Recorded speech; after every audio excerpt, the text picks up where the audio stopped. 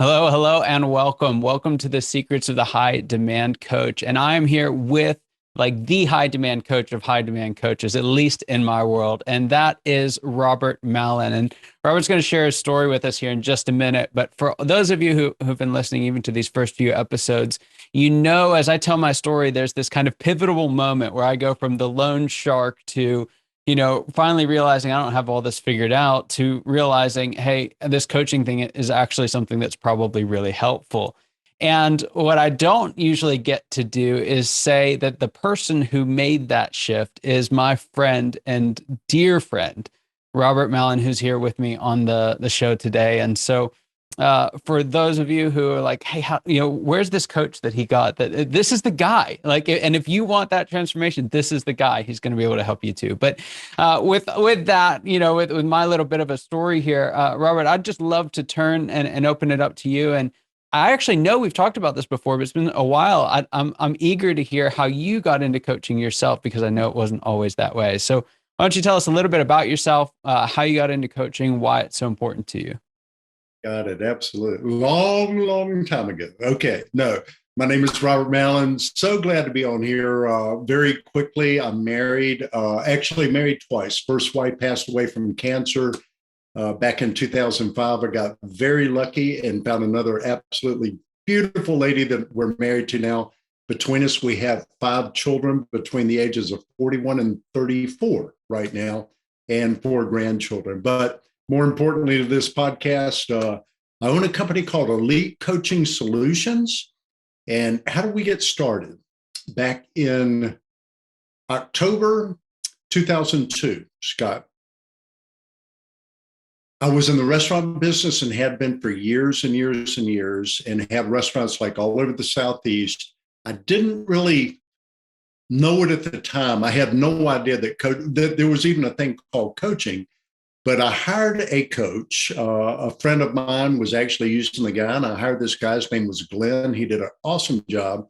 And the whole thing was, what's next in my life?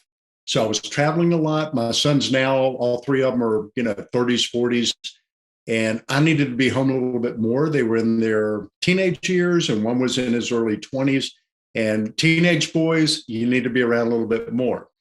And so I was kind of burnt out too. I can say, I did that. I love that. I learned how to run businesses. He helped me understand two things.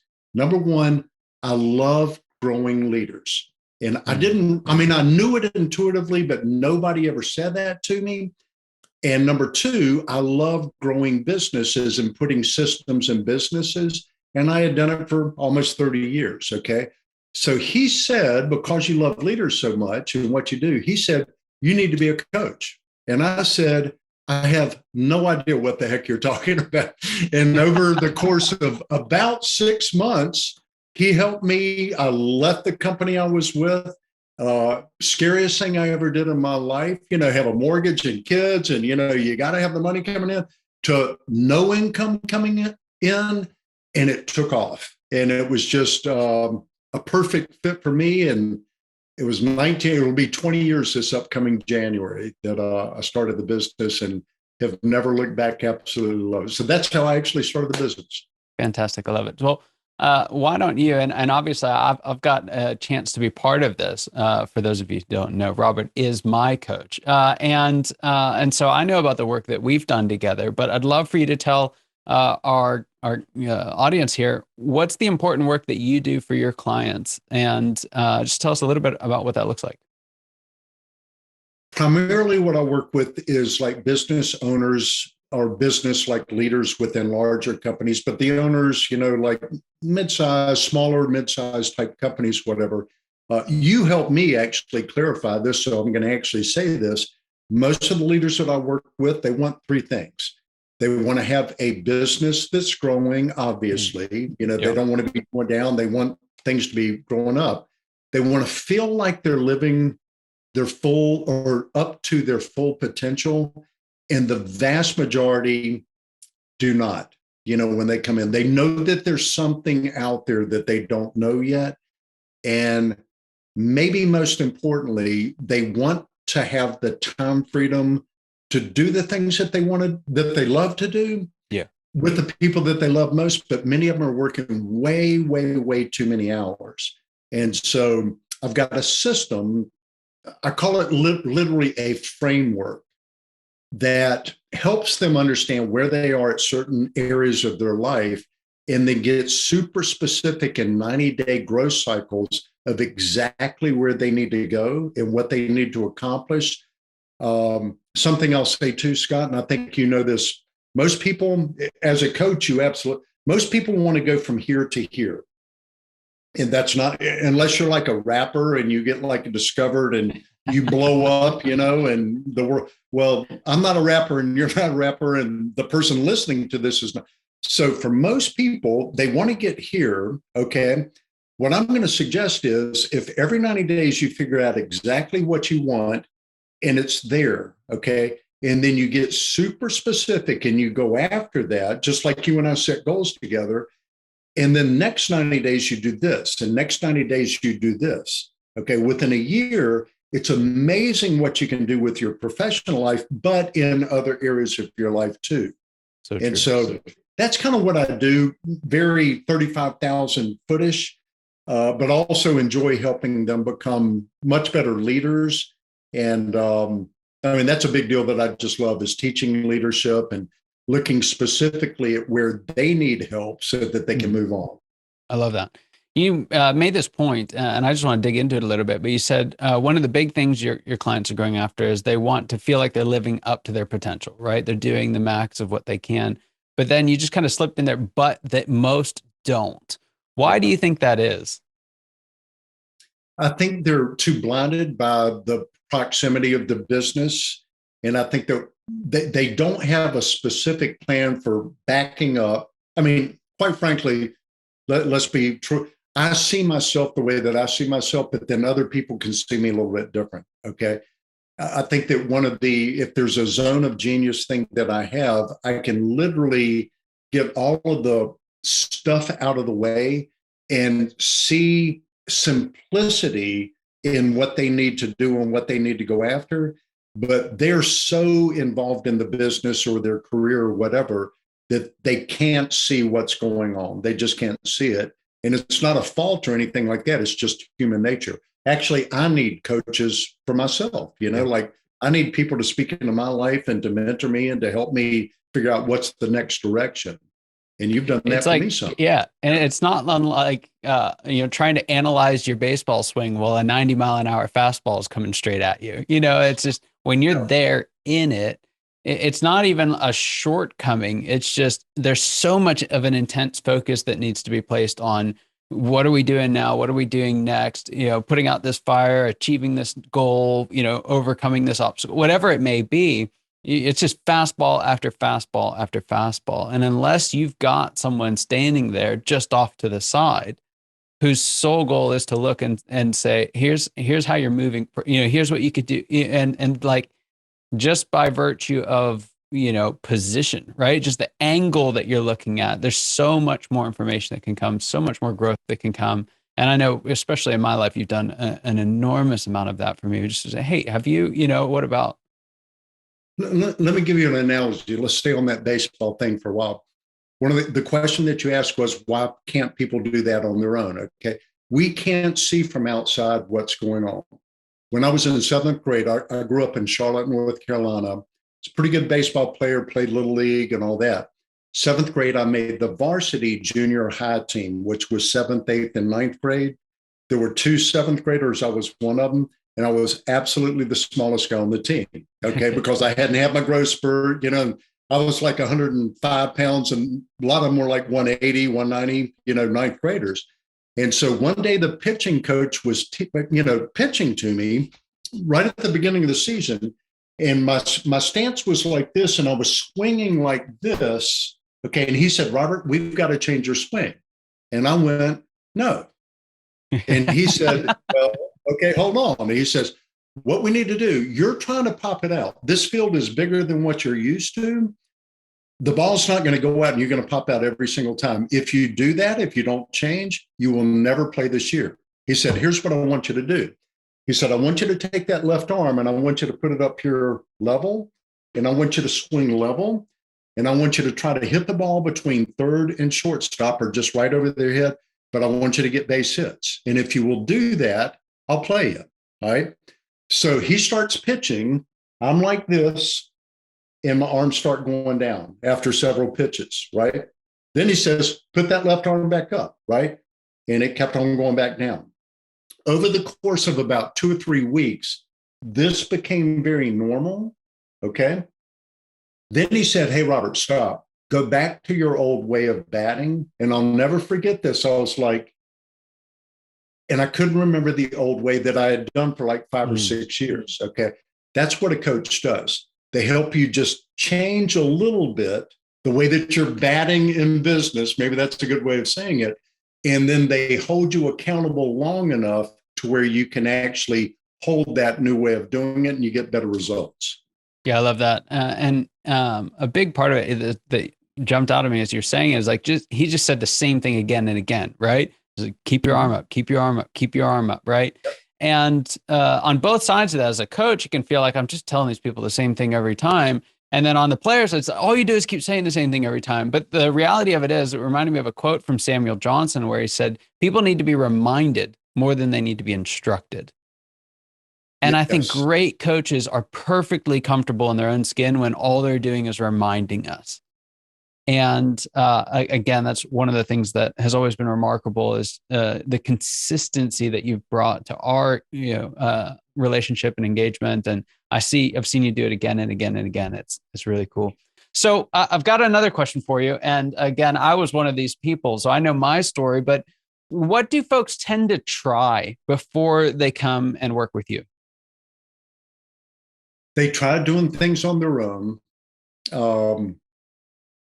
especially when it comes to the leadership stuff. In my mind, I've had this in my brain for 30 years or so, but I've seen it happen where people start a business or they get a promotion. Okay. They've been workers. That's what they've done up until that point. They start a business, they start a career in a leadership type thing. And I see it that the person who promotes them to that, like grabs a sword, they pull it out like this is a sword, and they say, hey, Scott, I now dub thee leader. Go lead those people. And literally that is what happens all the time. And so they go and they try to get people on the team, and they have no idea what the heck they're doing when it comes to leadership. So what they generally do is they go back to what they're used to, which is what? Playing on the field. Doing the work, right? Yeah. Playing on the field. They're not being the coach of the team. They're actually playing on the field again, because that's a little bit too hard, that managing type thing. And so what I really, really enjoy doing, pretty much everybody I work with is in a leadership type position, is to help them hone their skills, like as a coach leader, to get better. But I think what they do is they try to do it alone and they fail, or they might read a book or two or read a half a book and put it down and go, well, that doesn't work, Yeah. And so that's what the problem is they just don't have somebody kind of watching what they're doing and helping them adjust to what they need. And everybody, as you know, everybody is completely different. So it's a different road for everybody.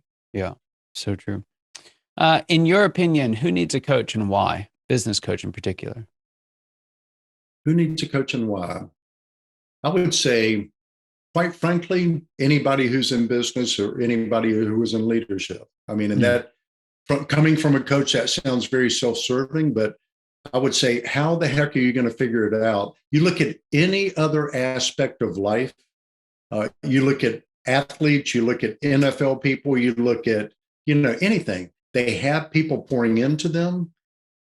I think that possibly the reason that some people don't is they're a little bit too arrogant to think that they need it, or they think that they're good enough and they've got all the answers, in which case I'm probably not going to be the right person for that person. I don't like working with those people. I would also say, and let me kind of swing around that question that you had there. Did you ever read the book called Mindset, Carol Dweck? Yes. You know that book? Okay. Mm-hmm. One thing she talked about in their mindset, the different types of, about 80% of people have what's called a fixed mindset, meaning I am the way that I am. There's nothing that anybody can do. It's almost like a person who's overweight says, well, my parents were overweight too, so there's nothing I can do. Okay. About 20% of people are growth mindset people, and they go, I can be better than what I am. I read that book probably around 2000, about 2010 or whenever it came out. Okay. It resonated with me because I really thought if a person has a fixed mindset, they're probably not going to engage with a coach because they feel like there's nothing that can be done. Okay. I only work with people like you who have a growth mindset, and they want more than what they have right now. And they know that they're not the ones to bring it to them. So Yeah. that was a long answer to a short No, it's question. good. It's good stuff. Okay. There is, and there is a humility, and again, the baseball thing is such a great analogy. A hitting coach, cannot out hit the players that he's coaching, right? And so for a player, making, X million a year, to take that step back and listen to this guy, right, who, claims to know something about hitting but couldn't hit, half as well. There is a humility in that I found is actually really, really special. It's hard, right? It's a hard step to take, and I think most people struggle with it at least the first time through the gate. But once you see the other side of it, uh, it's just like your swing. Like you can't figure how did I do it without this, right? You can't go back to doing it another way. It's a tough step at first, and even going and tying those two ideas together of the fixed and the growth mindset, right? Leaders, there's a little bit of arrogance that's necessary in leadership, right? Especially for entrepreneurs. Like by virtue, you're doing something that you have no business doing, right? 8 out of 10 new organizations fail, and so there's a little bit of arrogance that sits in that, and that's a tough word. It's got a lot of connotations, but there's that going against the grain, right? That's just a necessary part of the entrepreneurial process. But in the very same token, if you get stuck going against the grain, right, creating your own ruts, and you don't have that ability to step into the humility and say, hey, someone else can help me with this. You end up trying to do it alone, and alone takes a long time for sure. All right, so the moment we've been go, yeah, respond to Can I that. give you Yeah. one just idea? This morning I was working at a company. It's a local company. They've got about 325, 350 employees, something like that. But I was working with the leadership team. They make nuclear motors. Okay. A lot of them for like the Navy and things like that. I have no idea. Even if I saw a nuclear motor, I wouldn't even know it was a nuclear motor. I've been working with these guys for years. Okay. So the whole thing is they understand that part of the business, and they're the experts at that part of the business. When I first started working with that company, the plant manager emailed me and he said, I've been working here for 18 years. I got promoted about a year ago. I am the plant manager. I've got all these people underneath me. I don't know what I'm doing. I don't feel like I'm a plant manager. I am scared to death. I can't let anybody know that. Are you out there? Can you hear me? I mean, it was one of the coolest emails, and I was laughing at the end. And I emailed him back and I said, look, let's take 30 minutes and talk and see if there's a good fit, right? So the fit happened. He was able to now, I mean, when that guy goes to the plant now, he's awesome at what he does and he's a great leader, okay? That's but awesome. he didn't know how to do that part, but he knows how to make nuclear motors, okay? That's the point. So what you and I get to do for a living, there's parts that people just don't intuitively get. And they don't teach this stuff like what you and I do. They don't teach it in college. No. This is stuff that's outside, and it really comes from experience that we've learned, and then we can pass on to others. Oh, it's a great story. All right. So after that, the little bit of a tease here, moment we've been waiting for. I'd love for you to share with us what's the biggest secret that you have that you'd want to share with our audience. Founders, leaders, folks who want to grow their organization, folks who want to have the time freedom, folks who want to be living up to their potential. What's that kind of one thing that you would want to share with them today? I would say the one thing, and you know this one quite well. Go in shorter bursts. Like people will set a goal, like yearly goals, and they'll do like a whole. Let's say, for example, if you and you're not overweight, but let's pretend that you're overweight, and you say I'm going to lose 50 pounds by December 31st. Okay, your subconscious mind is going to go, absolutely no way, that's not going to happen. It's going to start fighting you immediately, and you're going to fail because the goal is too big. But if you break it down into 90-day cycles, like I call them 90-day growth cycles, which you and I get together every 90 days and we do this, right? If you break it down, and let's say if your goal was from January 1st through March 31st, you're going to lose 12 pounds. Okay. Well, your subconscious mind is going to go, okay, I can do that. No big deal. But if you do that 4 quarters in a row, that's 48 pounds, which is basically your 50 pounds, right? Mm-hmm. So what I would say a big secret is get super specific in very short amounts of time. And I would recommend, I've seen it work with way too many people, 90-day cycles, okay? And then change and go after that. The other thing would be, as you know, you and I, there's 10 different life categories we go after. We mostly go after business. But in the other areas of life, you need to be looking at those too, and you need to be well-rounded. So it's not just, you can have a great business, but if you die of a heart attack because you're so out of shape, or if your wife or husband, ask for a divorce because you suck as a husband, then, you should have been looking at that stuff too. So having somebody that can walk you through that, I think, is just super important. It's fantastic. Secrets. So good. Now, I've worked with enough coaches to know that coaches have a knack for spending lots of time and energy on their clients and not quite as much time and energy on themselves and growing their own business. So I want to kind of pause for a moment. I want you to put your CEO hat on, right? CEO of Elite Coaching Solutions, and share with us, for the next minute or so, what is the next phase of growth for you and your business look like? I actually have a goal right here that came up with, and I'm going to read it to you. We're doing this in July. By September 30th, I have come up with and have begun to implement 3 solid ways to increase the number of group coaching clients that I have, so that I have more options in the future. I can maximize my hourly income and to keep the enjoyable lifestyle that we have. Right. So for right now, I love doing the group thing. I love the individual, but really, if you're a coach and you're listening to this group, I learned this probably 6 or 7 years ago. If you can have 5 or 10 people in the group, you can literally charge the same amount of money as you would if it was an individual. They get the benefit of the group. Is that not right, Scotty? So true. The group that you're in. True. And you get a lot more income actually doing it that way. So that's a major thing that I'm working on right now. Yeah. I just love the group aspect. Yes. Yeah, the group coaching model is phenomenal. I mean, the group that I'm in with your folks, I'm actually in a couple, but we've been meeting for 4 or 5 years now, something like that. And I mean, it's like my life, the amount of change in my life over the last 4 to 5 years is no accident at all, right?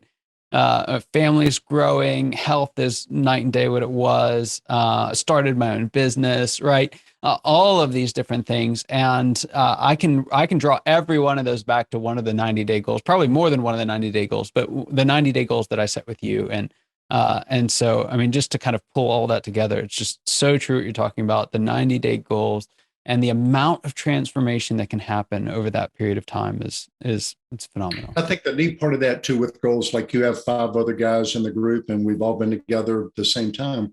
When you do that, especially with that, they get to look into your life and into your business. So it's not just me, giving advice and stuff. Like I like to say, all of us are smarter than one of us. I just love that.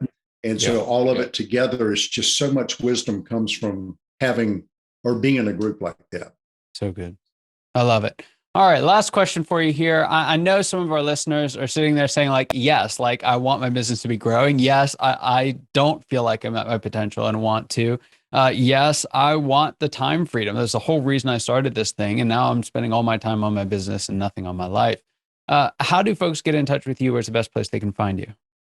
I would say the best way, elitecoaching.solutions is my website. And if you want to get in touch and talk 15 minutes or so, see if there's a fit, ask questions, go to Rebecca at elitecoaching.solutions. There is no .com at the, that's her email address. That's my assistant. She has told me for 5 years now, if you touch the calendar, I'm going to kill you. Okay. So just talk to Rebecca. She's got everything planned out and everything. She can get you in and take 15 minutes, just get to know each other. Okay. I love it. Fantastic. Well, thank you, Robert. Thanks for being on. Thanks for the fantastic contribution you've made to my life. I appreciate our friendship more than I can say. Thank you. Thank you.